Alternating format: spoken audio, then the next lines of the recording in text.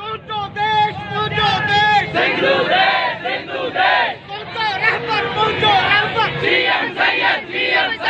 we want justice we want justice we want justice जारी रंगी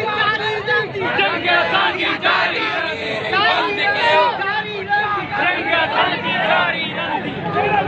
ये वो लाठीचार्ज ये जेको न्याणियुनि ते कारकुननि ते लाठीचार्ज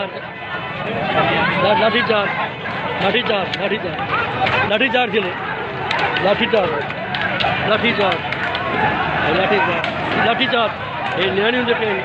हे ॾिसो हे लाठीचार्ज थियले सॼे जलाबाग चौकट जेको आहे हे माना सोरठ लोहार ससी लोहार पंहिंजे पीउ जे कातलनि खे पकड़ण लाइ जेको आहे सो हीअ जेको आहे माना पकड़ण लाइ या उन्हनि गिरफ़्तार करण लाइ एहतजाज कयो पुरअमन ऐं तव्हां ॾिसो त उन्हनि खे बाक़ाइदे जेको आहे सो माना लठियूं हणी ऐं उन्हनि खे उथारियो वियो आहे उनजी नियाणियुनि खे जेको आहे सो माना उथारियो वियो आहे इहा बराबरि तव्हां ॾिसो हाणे पीपुल्स पार्टी हुकूमत में ईअं ई कयो वेंदो आहे पीपुल्स पार्टी जॾहिं बि हुकूमत में ईंदी आहे त कॉम्परसन खे जेको आहे न उन्हनि सां तादियूं थींदियूं सम्झो हाणे हे पुलिस जेको आहे मशीरी बीठी आहे हुनजे नियाणियुनि खे गिरफ़्तार करे खणी विया आहिनि ऐं ॾिसो वरी ज़्यादती आहे माना हो पुरअमन नमूने सां एहतजाज करे रहियूं हुयूं नियाणियूं ऐं कॉम्परस नौजवान सम्झो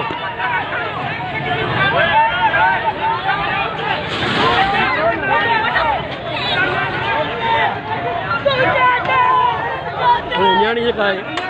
ससुई पुलिस खे हाणे माण्हुनि बि जेको आहे जवाब में वठणु शुरू कयो आहे गाॾियूं भॼाए भॼनि था पुलिस भॼे थो ऐं पुलिस जे पोयों कमी कारकुन पुलिस जे पोयों पुलिस खे भॼाइनि था हाणे जंग जो मैदान थी वियो ऐं इहो पुलिस कयो इहो पुलिस जो सिस्टम कयो आहे हे तव्हां ॾिसो हाणे त गाॾियूं भॼाईंदा था वञनि गाॾियूं भॼाईंदा था भक्त बस गाॾियूं भॼाईंदा था वञनि हे हालत ॾिसो हे ज़रदारी माफ़िया जी पालियल हक़ीक़त इहा आहे त हे सॼो सिस्टम ज़रदारी कॾहिं बि न चाहींदो त सिंध जो माण्हू पंहिंजे हक़ जी ॻाल्हि करे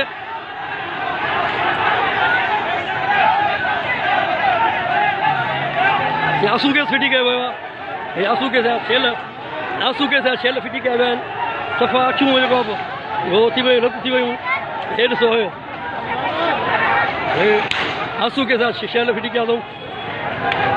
हे तव्हां ॾिसो तव्हां हे हालत जेका हे नियाणियूं पोइ बि नियाणियूं अचनि था ॾिसो बीठियूं आहिनि सलाम आहे नियाणियुनि खे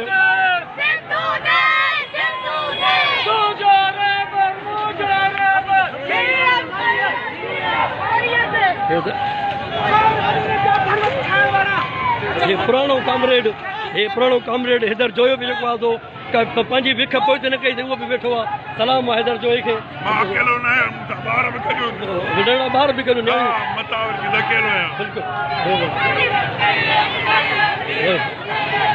पुलिस जेका केॾियूं हलां कई केॾियूं माना हिननि तां ताज़ी कयूं बहरहाल इन अमल खे जेको आहे निंदे सघिजे थो हीअ निंदण वारो अमल आहे जाती आहे सिधी सही त माण्हू एहतजाज बि न करे माण्हुनि जा माण्हू मारिजी वञनि माण्हू एहतजाज बि न करे बहरहाल जीअं सैयद जा पैरोकार आहे बि हिननि जे मथां हीअ को आम माण्हू त न आहिनि सैयद जा पैरोकार आहिनि हिननि बि खेनि भॼाए कढियो